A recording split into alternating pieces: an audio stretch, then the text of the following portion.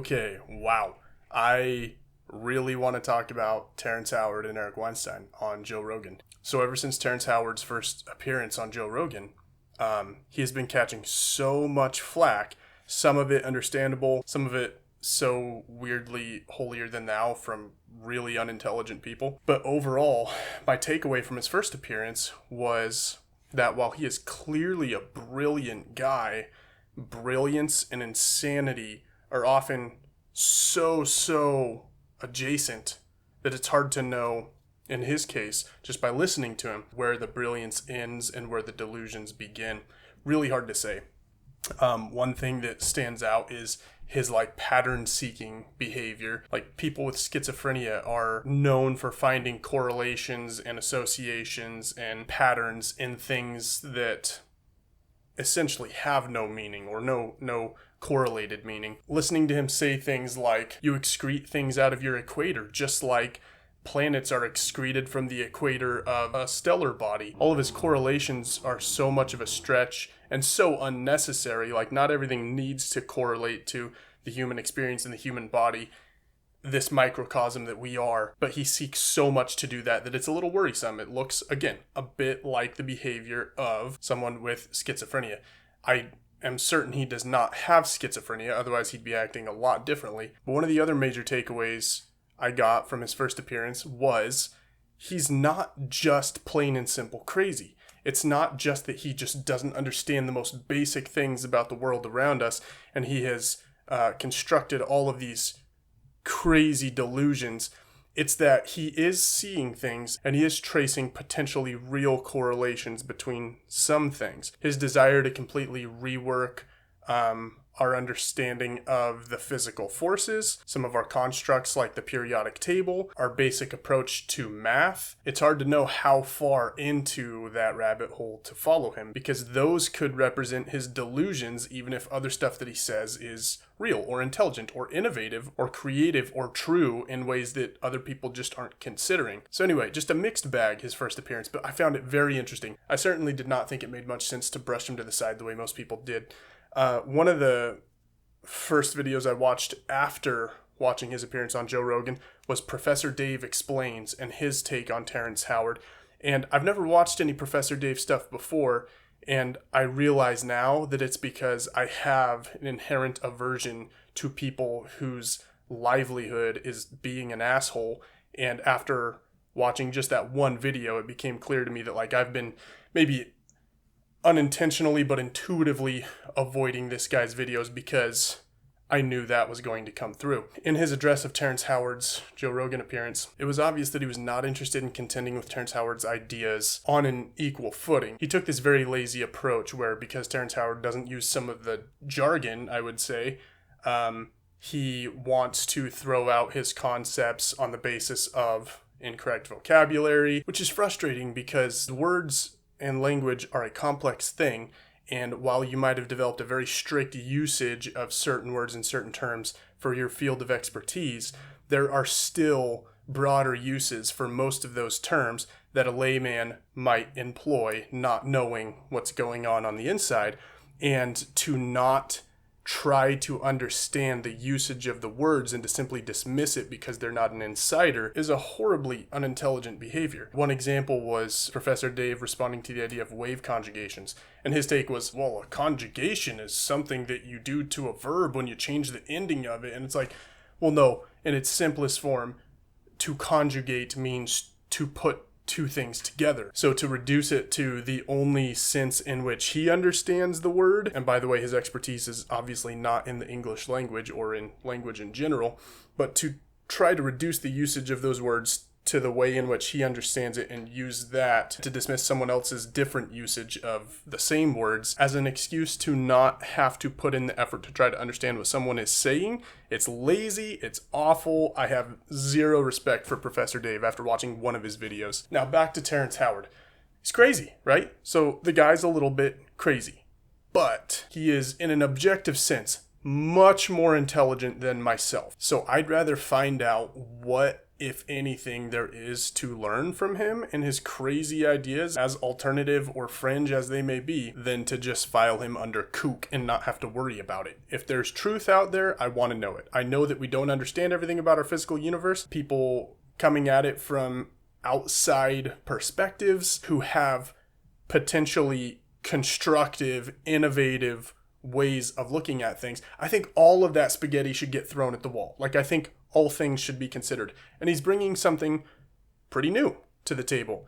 I don't fully understand it. I can't follow him through all of that. But what I am able to track, I think, is interesting. And I'd just rather see the merits and the demerits of that had out than to just watch him get brushed under the rug because he's annoying or crazy or whatever else. So I was thrilled when I saw this afternoon that Joe Rogan had Terrence Howard back, and he had Eric Weinstein on to speak with him. Now, Weinstein is another guy that interests me because of his theory of geometric unity. Again, something which I don't have the tool set with which to like fully follow, but I find it interesting, and I can't escape the sense that there is something there. I don't know what, but I'm a big believer in the concept that truth rings true, and I feel like there's something there. I feel like there's probably also something to the idea of Terrence Howard's take on electromagnetism and the negative space pressure conditions, as he calls them, that create the forces, the physical forces that we're familiar with. I feel like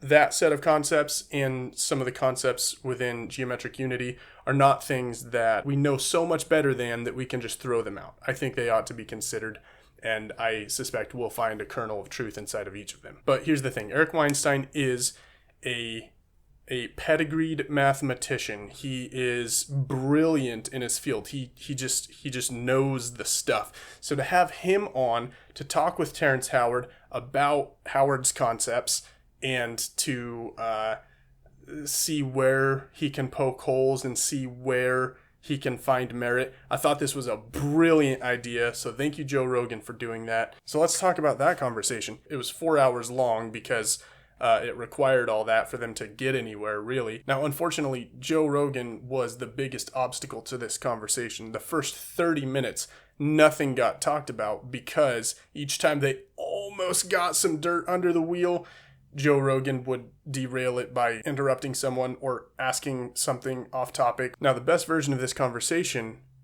is where Eric Weinstein gets to take the lead and inquire into Howard's ideas and then debate them with him. But that only materialized sometimes in the conversation. I think in this case, Joe should have only acted the part of moderator. He should have let them go, and then if something got contentious or weird and there was a need for interjection, that should have been his place in this conversation. I don't think he should have tried to be a participant in the conversation because it often just derailed what was happening.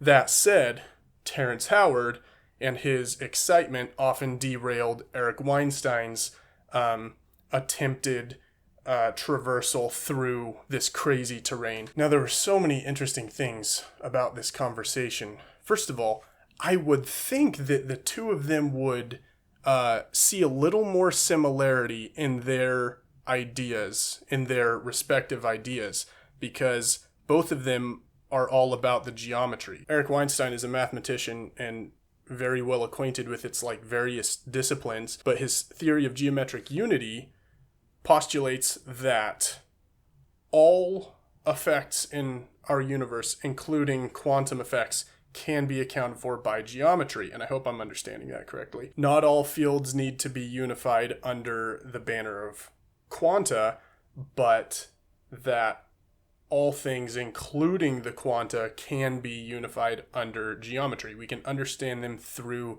geometry. I think that's what his theory is at its heart. And Terrence Howard, while his concepts are not theorizing the existence of undiscovered particles and trying to discover the base nature of reality in terms of higher dimensionality that we don't interface with, his concepts about our four dimensions are also very rooted in geometry. I think that he believes that the geometry of the negative spaces between fields and or particles can account for all of the fundamental forces that we observe, as well as redefining our understanding of some of the particles that we observe. Now, Terrence Howard, not speaking as many mathematical languages as Eric Weinstein does, but having a decent overview of concepts in physics and math from probably what has been a lot of online and library study on his own, he's able to kind of mash concepts together in a way that seems to yield something. It seems to work in some sense. At the very least, again, I think it puts forward a set of ideas that other people should look at. Now, these are two very interesting guys because they're both geniuses. And one thing that is common among geniuses is an experience of near constant frustration from dealing with the rest of us. People who cannot speak their language, people who can't keep up with their pace, people who will dismiss them because of a lack of understanding on their own part. And I do believe this is something that both of these individuals deal with. I think it's also probably very difficult to be humble when you are almost always the smartest person in the room. Now, this is a little bit hard for us to wrap our heads around, all of us who have to play nice with each other because we're all basically equal, but asking someone who almost always actually does know better than us to pretend that they're just the same as us and that we deserve to be taken as seriously in our ideas as they do, and that they need to speak with us as though we are peers and can contribute to conversations and considerations as much as they do, it is reportedly a frustrating experience. So I think asking humility of great intellectuals like them is asking for more than it is to ask us normal people for humility. That being said, that's their cross to bear. They need to develop that like anyone else. Now, it's interesting because in this conversation, we got to see Terrence Howard practice some humility in real time. And it was very interesting because he has recently just encountered a ton of flack for his ideas. And genius doesn't typically take super well to rejection, but it was nice to see that he actually did dial it back a little bit and say, okay, what can I learn? Eric Weinstein, who I've never seen practice humility in public, I've never seen him in a conversation on a podcast be humble about anything. I know that he practices humility in private. You can tell because of how he talks about certain things. You can tell that he has taken time to introspect and to find reasons to be humble, or rather to seek out what humility can add to his overall being. That being said, I imagine he'd be unbearable to talk to. He did a lot of that in this conversation where, because he's convinced that he knows better than everyone else, it's okay for him to just take the reins of a conversation. It's okay for him to talk down to people.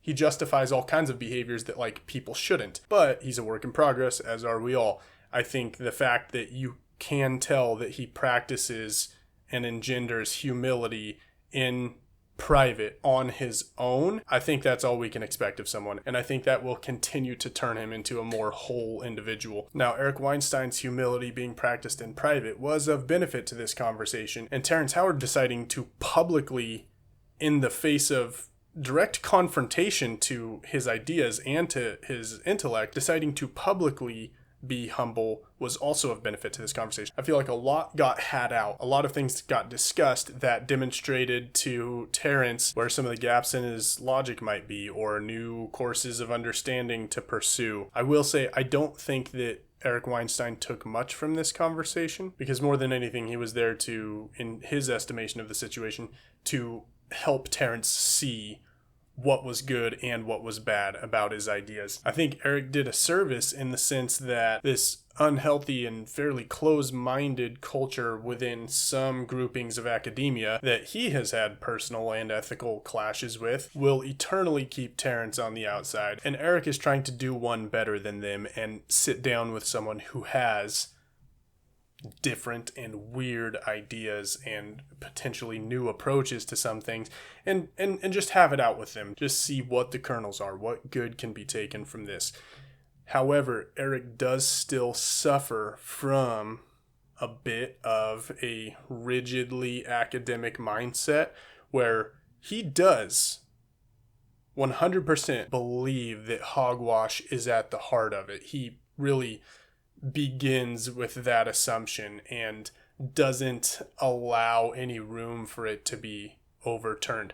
I think, if I'm being completely honest, I think that there are probably things within Terrence Howard's concepts that he is not great at explaining, and that Eric, who is a very creative guy, is either not creative enough or has sufficient academic blinders on to not consider them in the way that they ought to be considered. I think there are questions he doesn't know to ask to try to better understand Terrence's poorly explained concepts. Overall, what I'm led to assume after watching this conversation is that Terrence has some magnificent stuff bouncing around in there, and there are probably seriously true and wonderfully new ways of understanding certain fundamental things about our universe, but things that he does not have the tool set to clearly lay out. And Eric Weinstein probably being our best hope from the pool of famous academics to get in there and understand it, I think he's still maybe a little bit rigid, a little bit blinded, and isn't actually open to the idea of having an aha moment given to him from a layperson like Terrence Howard. And because of that, there are probably creative avenues of approach and inquiry that he doesn't consider that would be the means of helping him have an aha moment and understand something better.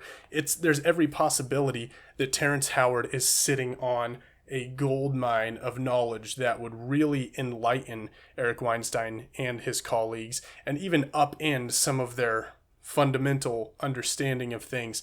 But that is a possibility that we might never know the truth or falsehood of, because it's just so unlikely to happen. However, overall, I thought this conversation was a fantastic example of outreach from the highly educated community. Not that Eric Weinstein represents that community altogether, and in fact there are so many sub-communities that would be impossible, and he is on the outs of many of those sub-communities.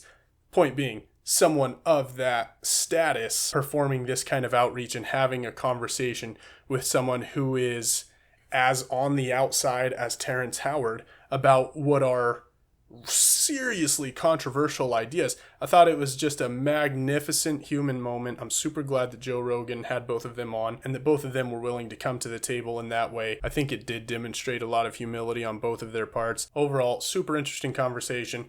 Moments of high awkwardness, a lot of laughter, and I think all three of those people walked away better for it. Anyway, what were your thoughts about the conversation? Let us know in the comments. Hit the like button on the video, subscribe to our channel, do all of those things that YouTube wants me to want you to do. Thanks for watching.